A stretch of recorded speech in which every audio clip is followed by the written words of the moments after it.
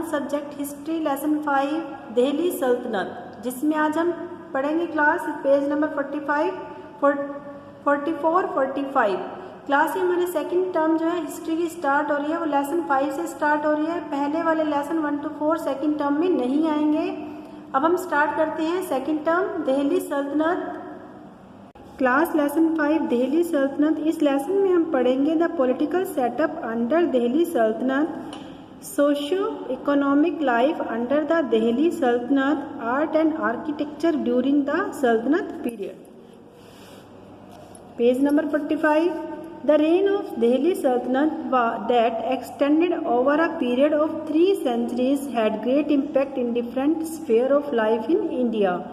दिल्ली सल्तनत का जो एरिया था, शासन काल था, उसने 3 शताब्दियों के पीरियड से समय से भारत के जीवन में उनके अलग अलग भागों में काफ़ी गहरा प्रभाव छोड़ दिया था। This period of Indian history had many new features which were quite different from those preceding. ये पीरियड जो था भारतीय हिस्ट्री में कई नई विशेषताओं के साथ आया था, जिसमें कि अलग अलग से कुछ जो पीछे से कुछ अलग विशेषताएं थी। It mark the beginning of new era of social, culture, economic, religious and political history of India.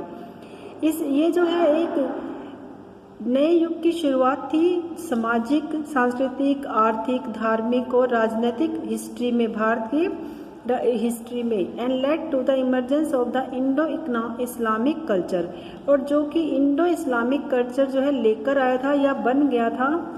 The political setup under Delhi sultanate. The ruler of Delhi sultanate followed Islam and their administration was based on the law of Quran. Delhi सल्तनत के शासक ने इस्लाम धर्म को अपनाया और उनका जो प्रबंध था या शासकीय प्रबंध था वो कुरान के नियमों पर आधारित था। According to the Islamic theory of sovereignty, the खलीफा was the supreme sovereign authority. Islamic धर्म की थ्योरी के अनुसार जो था, खलीफा जो थे वो सबसे सुप्रीम अथॉरिटी माने जाते थे। All Muslims king across the world were his subordinates. सभी मुस्लिम राजाओं के, संसार के सभी मुस्लिम राजाओं ने अपने सब ऑर्डिनेट्स जो थे बनाए हुए थे। The power of Khalifa was at its peak during the सल्तनत पीरियड। सल्तनत पीरियड के दौरान जो खलीफा की पावर थी वो पीक पर थी, यानी कि काफ़ी ऊंचाइयों पर थी। The central administration and position of the sultan. The sultan was the head of the military administration and commander in chief of the army. सुल्तान जो था वो मिलिट्री एडमिनिस्ट्रेशन का हेड माना जाता था और सेना का सेनापति भी था। He was a military despot and all powers of the state were concentrated in his hands, and his words were considered as carved in the stone and made into the laws of the land। सभी ही was a military डेस्पोट, वो military का जो है प्रमुख माना जाता था और सभी राज्य की सभी पावर्स जो थी उसके हाथों में थी, और उसके जो शब्द थे वो समझे जाते थे, एक पत्थर की पर लकीर की तरह माने जाते थे, और धरती पर जो था उसके द्वारा बनाए गए नियम ही चलते थे। The sultan could appoint any person to any post and dismiss him on his wish.